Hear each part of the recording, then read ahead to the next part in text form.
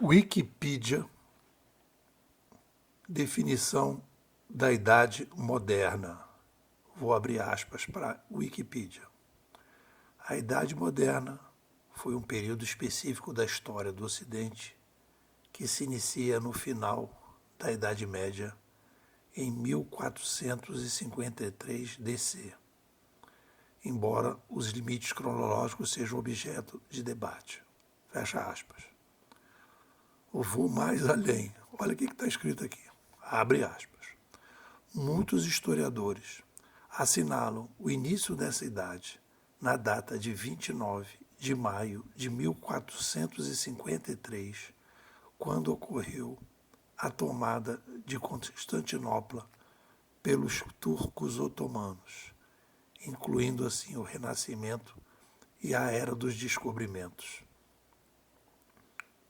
Fecha aspas. Se vocês me perguntarem qual é o símbolo máximo da dificuldade que a gente tem de entender o que está acontecendo hoje, eu diria que é este trecho do Wikipedia. As pessoas chegam a colocar a data 29 de maio de 1453. É como se a história fosse contada a partir, assim, é uma onipotência dos historiadores, é uma onipotência da análise do passado,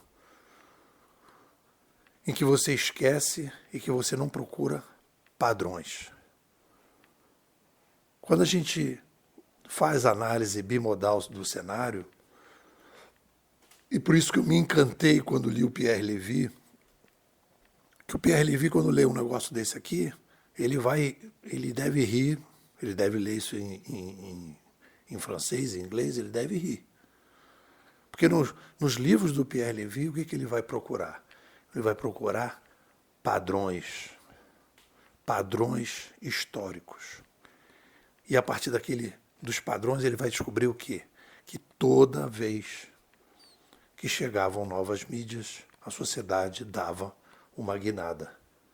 E o mais engraçado de tudo, eu tenho livros aqui que falam sobre isso, Gutenberg, em 1450, Gutenberg lança a prensa, 3 anos antes.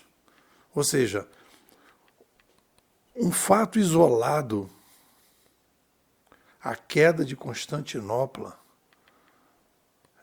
é a análise que os historiadores fazem e não a chegada de uma nova mídia, que na minha tese de doutorado, tem um livro que fala sobre isso, de 1450 a 1500, a Europa assistiu do zero à produção de 5 milhões de exemplares de livros. Não estou falando que são 5 milhões de títulos, mas 5 milhões de livros. Um boom da informação. A explosão exponencial da circulação de ideias. E é isso que vai explicar o Renascimento. Quando você vai ler nosso querido Havelock, que na sua introdução, a gente conversou isso, o Talvassi lembrou isso, e eu li isso numa live que eu fiz com o Talvassi, ele diz: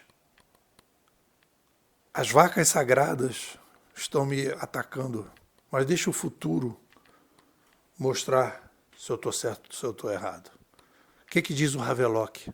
Havelock diz, olha, a chegada do alfabeto grego é o motivo principal da explosão da filosofia grega, porque as pessoas passaram a ter novas ferramentas. E eu queria chamar a atenção de vocês para dizer o seguinte: o ser humano é uma espécie, é uma tecnoespécie, a única que a gente conhece, podem ter outras aí em outras galáxias e outros universos. Uma tecnoespécie, por isso a gente tem essa dificuldade de se entender, de poder olhar para a gente mesmo. E todas as espécies, aí nós vamos procurar a nossa titia Ayn Rand, ela diz, todas as espécies querem sobreviver e nós também. Então toda a referência que a gente tem que ter em relação A caminhada do ser humano sempre é na direção da sobrevivência. Tudo que nós fazemos, de alguma forma, na estrutura, tem a ver com sobrevivência.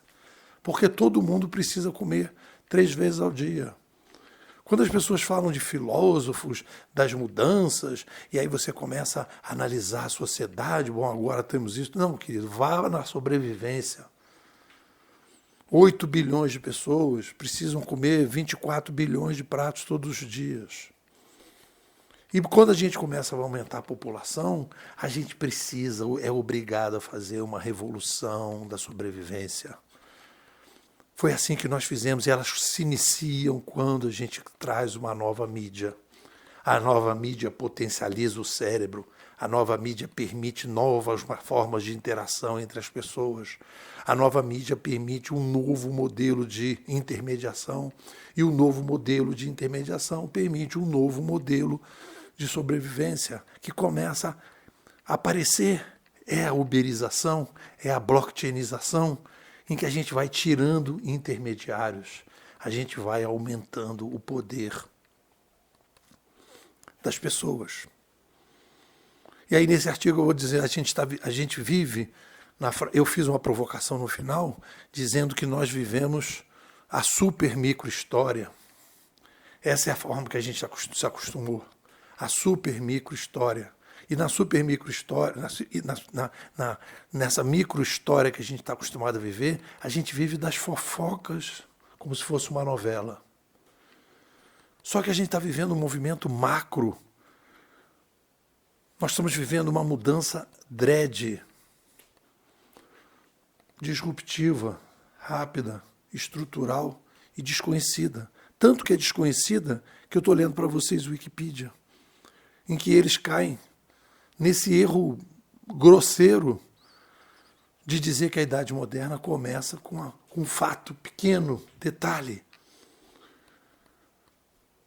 Esses são os historiadores que estão tentando ajudar a gente a entender, não estão conseguindo.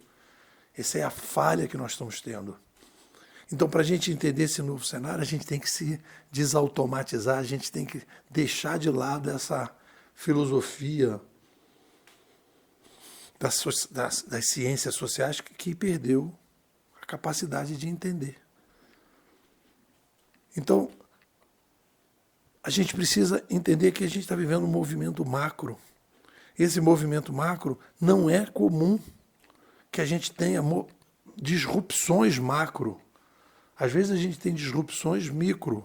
É o surgimento de algum tipo de um carro, da energia, uma revolução, uma guerra, uma pandemia. São coisas que acontecem, são disruptivas.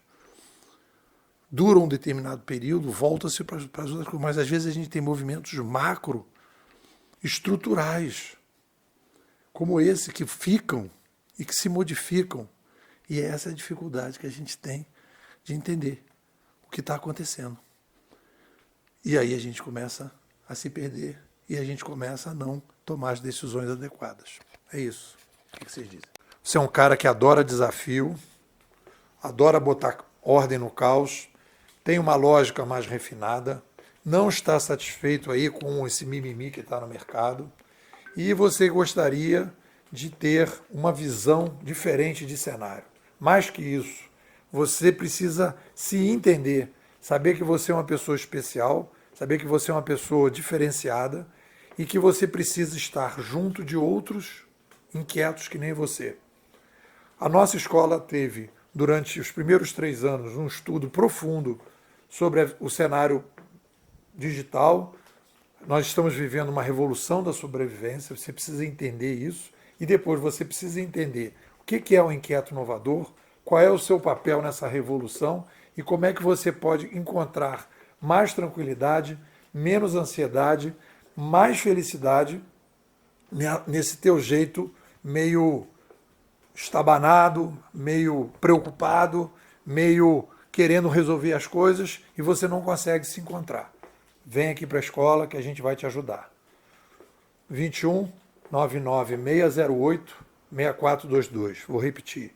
21 99 608 6422. Depois eu sou inquieto, quero entender tudo isso, quero entender esse cenário e eu para isso quero ser bimodal.